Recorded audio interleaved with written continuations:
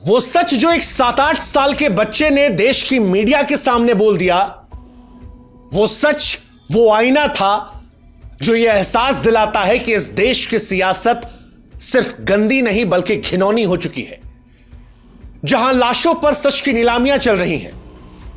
28 लोगों की जान गई, लेकिन हम और आप सच नहीं बोल सकते। हम सच नहीं बोल सकते क्योंकि हम सियासी तौर पर बटे हुए लोग हैं।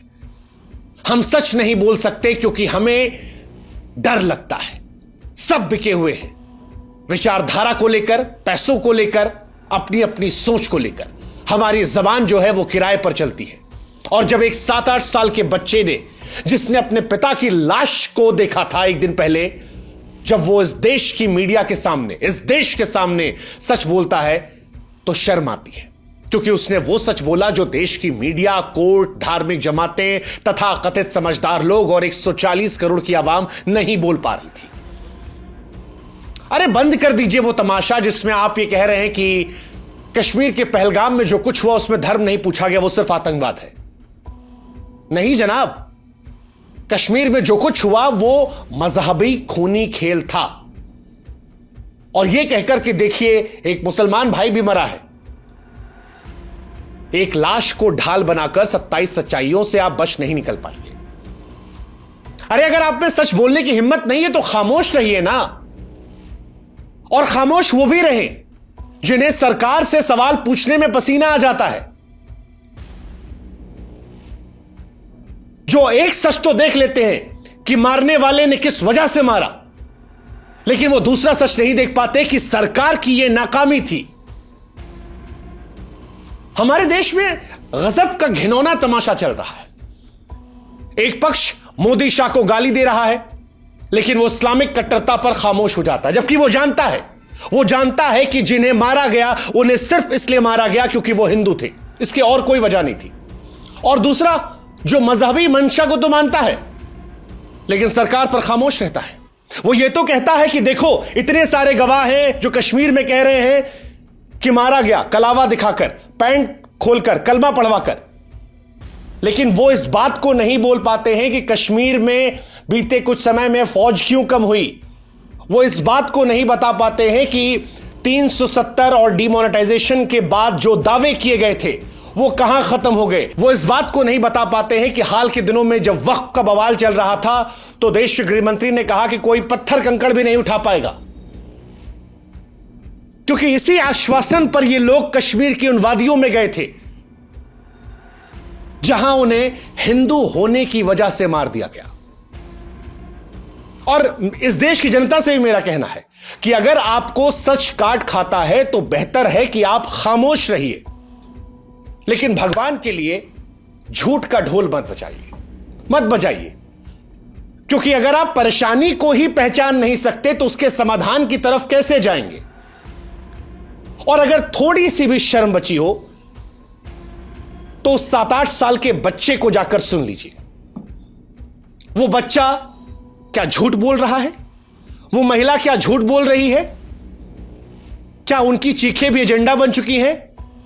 और अगर अभी भी लगता है तो इंसानियत के गटर में अपनी सोच को फेंक दीजिए, क्योंकि इसके बाद बहस की जरूरत नहीं पड़ती। एक मासूम सा बच्चा टीवी कैमरों के सामने खड़ा होता है और सरकार और मजहबी दरिंदगी दोनों से सवाल करता है। उसकी आवाज को वो गूंगी मीडिया और मौन समाज नहीं उठा पाया। अफसोस यह है कि वो बच्चा 2 दिन पहले अपने पिता को खो चुका है, पर उसकी समझदारी इस देश की मीडिया, इस देश के बुद्धिजीवी वर्ग से कहीं ज्यादा है। हम सब से कहीं ज्यादा समझदार वो था।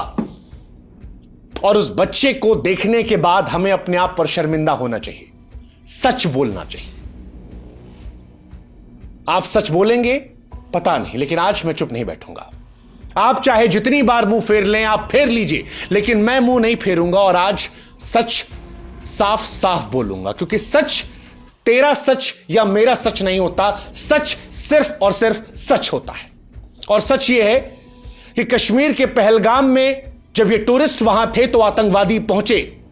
आतंकवादियों ने कहा कि जो मुसलमान हैं वो इधर हो जाओ, जो हिंदू हैं वो उधर हो जाओ। इसके बाद मुसलमानों से कलमा पढ़वाया गया। जो पढ़ लिया वो बच गया, और जो नहीं पढ़ पाया उसे घेर कर कतार में बिठाया गया और फिर गोली मार दी गई। इन आतंकवादियों ने सर पर कैमरा बांध रखा था ताकि दरिंदगी को रिकॉर्ड किया जाए और किसी रोज किसी और को ऐसे ही भड़काने के लिए उस पर फक्र किया जाए, गुरूर किया जाए। इन लोगों ने पुरुषों को मारा, महिलाओं बच्चों को छोड़ दिया। एक सच ये था, और दूसरा सच उस सरकार का जो बेखबर खड़ी थी। वो सरकार जिसने कश्मीर को सुरक्षित बताया था, वो सो रही थी जब आतंकवादी बगल के बेस कैंप के पास हिंदुओं की पैंट उतरवाकर उन्हें घेरे में बिठाकर एक के बाद एक गोलियां मार रहे थे। यही है नंगा सच। बाकी जो कुछ है वो सियासी चाटुकारिता। आधा देश एक तरफ बटा हुआ है, आधा देश एक तरफ बटा हुआ है, और दोनों अपने सच के अलावा बाकी आंख मूंदे बैठे हैं। अरे उस मासूम से बच्चे ने जो देखा, जो सुना, वो बताया, और उसे सुनकर भी तुम पूरा सच नहीं बोल पा रहे हो। शर्म आ रही यार। और नहीं बोल पा रहे हो तो खामोश रहो। यह कहना कि धर्म का कोई लेना देना नहीं, धर्मनिरपेक्षता की आड़ में 27-28 लाशों का सौदा मत करो। कोई मूर्ख नहीं है, कोई मूर्ख नहीं है। हर व्यक्ति यह बात जानता है कि यह हमला हिंदुस्तान पर नहीं था, यह हमला हिंदुओं की पहचान पर था। और इस हमले के पीछे की मजहबी नीयत को आप छिपाने की अगर कोशिश कर रहे हो तो इस मुल्क के सबसे बड़े गद्दार आप हो। आप जहर को दवा बताकर बांट रहे हो। क्योंकि पहलगाम की गलियों में ना कोई शोभा यात्रा थी, ना कोई जय श्री राम की हुंकार, फिर भी नाम पूछकर मारा गया, धर्म देखकर मारा गया। कौन सी नई कहानी गढ़ दोगे इस नरसंहार को छिपाने के लिए? हां, यह सच है कि वहां पर एक मुस्लिम व्यक्ति की मौत हुई जिसने बचाने की कोशिश की। वो घटना अपवाद थी। हां, यह सच है कि सारे कश्मीरी या सारे मुसलमान नहीं चाहते थे, और यह बिल्कुल सच है। यह सच है कि मजहब नहीं सिखाता आपस में बैर रखना, आतंकवाद की जात नहीं होती, आतंकवाद का कोई धर्म नहीं। तो यह भी सच है, 100% सच है। लेकिन उतना ही सच यह भी है कि जिनको मारा गया उनका धर्म देखकर उन्हें मारा गया। अगर वो मुसलमान होते तो नहीं मारे जाते, क्योंकि वहां जो मुसलमान थे वो जिंदा बच गए। एक व्यक्ति मारा गया जिसने बंदूक पकड़ने की कोशिश की, और उन्हें लगा कि जिस इस्लाम को वो मानते हैं आतंकवादी, उसके मकसद में आ रहा था। इसके इस्लाम से जो इंसान को बचाने का काम कर रहा था, उनका इस्लाम अलग था। लेकिन यह सच है कि मारा गया क्योंकि ये हिंदू थे। और दूसरा सच सरकार का। सरकार दौरे कर रही है, गृह मंत्री उसी दिन कश्मीर जाते हैं, प्रधानमंत्री विदेश से दौरा रद्द करके आते हैं। नीतीश कुमार के साथ जो उनकी तस्वीर आ रही है उस पर बहुतेरे सवाल खड़े हो रहे हैं। कश्मीर को लेकर कूटनीतिक फैसले पाकिस्तान से किए गए हैं। सालों पुरानी ट्रीटी को तोड़ा गया है, पाकिस्तान अपनी धमकियां दे रहा है। ये सारी बातें ठीक है, लेकिन सवाल अभी भी सरकार से जिंदा है कि जब आतंकवादियों की गोलियां चल रही थीं तब इंटेलिजेंस कहां थी? आगे क्या होगा वो बात की बात है। पहले यह बताइए कि विदेश नीति कहां थी जो भारत की शान बताई जा रही थी? वो बॉर्डर सिक्योरिटी कहां थी जिस पर हमें गर्व था? वो गरज कहां थी जिस पर कहा गया था कि कोई भी असुरक्षित नहीं रहेगा? सच ये है कि लोग मारे गए, दावे के बाद, आश्वासन के बाद, और हम और आप प्रेस कॉन्फ्रेंस, टीवी डिबेट, सरकारी बयान, पाकिस्तान, हिंदुस्तान, हिंदू मुसलमान में फंसकर खत्म हो गए। सरकार नहीं संभाल पाई, यह सच है। और अगर संभाला होता तो ये लोग जिंदा होते। ये बच्चा, छोटा सा बच्चा, इससे सवाल पूछा गया कि सरकार को लेकर आप क्या सोचते हैं? कह रहा कौन सरकार? सरकार को तो कुछ पता ही नहीं है। वो 7-8 साल का बच्चा कह रहा है कि सरकार को कुछ नहीं पता था। वो कह रहा है कि नीचे आर्मी बेस कैंप है। 7 साल का बच्चा यह सुझाव दे रहा है कि ऊपर 3-4 फौजी कम से कम रखने चाहिए थे। वो कह रहा है कि 2 आतंकवादी आकर इतने लोगों को मार गए। अगर 2-4 फौजी होते तो शायद ये सब नहीं होता, बच जाते लोग, जिंदा होते। उसने कहा मैं जिंदगी में यहां नहीं आऊंगा। और सरकार के लिए यह सच वो आईना है जिस पर सरकार को शर्मिंदगी होनी चाहिए, अगर थोड़ी भी संवेदनशीलता बची हुई है तो। क्योंकि सरकार की तरफ से किसी ने नहीं कहा कि हमारी भी गलती है, लेकिन सच यह है कि लड़े तो जीते नाम सरदार का, और कुछ गलत हो तो सवाल भी सरदार का। तो सरदार भी इस दाग से बच नहीं पाएंगे, वो सवाल से नहीं बच पाएंगे जो उस मासूम बच्चे ने उठाया है। उस मासूम बच्चे ने वो आईना दिखाया है समाज को, सरकार को, जो हमें बता रहा है कि हम लाशों पर भी एकजुट नहीं हो पाए। हम लाशों पर भी अपनी अपनी सियासी रोटियां सेक रहे हैं, अपनी अपनी विचारधारा के हिसाब से सही और गलत का फैसला कर रहे हैं। हम उसी को देखकर बट गए हैं।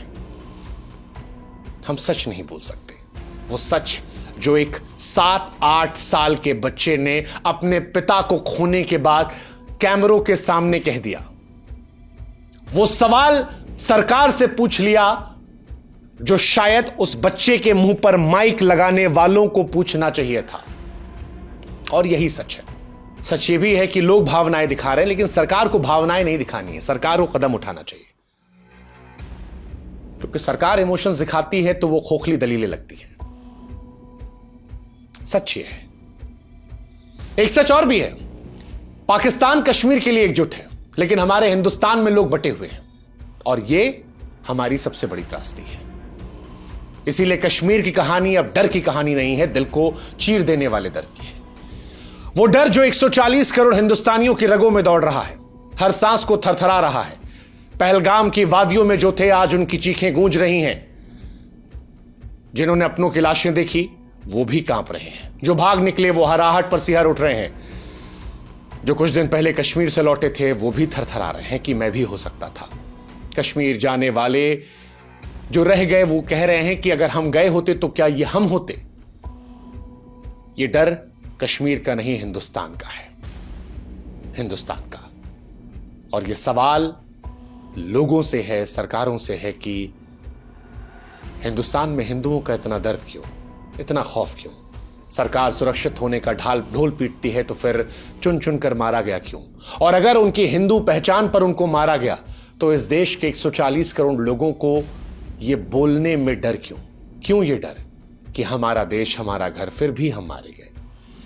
ये डर कब दूर होगा मुझे पता नहीं, लेकिन एक बात जो मैं जानता हूं ये कि बिना इस सच को स्वीकारे इस समस्या का समाधान नहीं होगा। आपको स्वीकारना होगा कि इस्लामिक कट्टरपंथियों की वजह से वहां पर हिंदुओं की जान गई। इसका मतलब यह भी नहीं है कि देश के सारे मुसलमानों को हम टारगेट कर ले, लेकिन यह सच है कि इस्लामिक कट्टरपंथा एक सच्चाई है जो देश के बाकी मुसलमानों को भी परेशान कर रही है। वो भी इससे त्रस्त है, लेकिन यह सच है और इस सच से आप नहीं भाग सकते। और दूसरा सच सरकार का। पुलवामा तब भी सवाल था, आज भी सवाल है। यही लोग जब विपक्ष में थे तो कहते थे कि कैसे आतंकवादी आ गया, और आज आतंकवादी आया है आपकी सरकार में। तो आपको भी सच मानना पड़ेगा, क्योंकि समस्या के समाधान से पहले जरूरी है समस्या की पहचान। और अगर समस्या को पहचानने से ही हम इंकार कर देंगे तो समाधान तो निकलेगा नहीं। आंखें मूंद लेने से हाथ से नहीं टल जाते। और अगर आज भी आप नहीं मानते हैं कि यह हमला मजहबी नहीं था, आज भी आप नहीं मानते हैं कि सरकार की गलती नहीं थी, तो मेरे भाई, मेरे दोस्त, मुझे सुनने वाले, आप अगली लाश का इंतजार कर रहे हैं। और यह भी सच है, क्योंकि जो सच से भागते हैं वो सिर्फ कायर नहीं, हत्यारों की मददगार होते हैं। याद रखिएगा, फैसला आपका है। सच को स्वीकारना है या इंतजार करना है कि अगली बार फिर कब लाशें हम गिने और फिर अपने अपने हिसाब से हम सच खोज लें। जय हिंद, जय भारत, नमस्कार।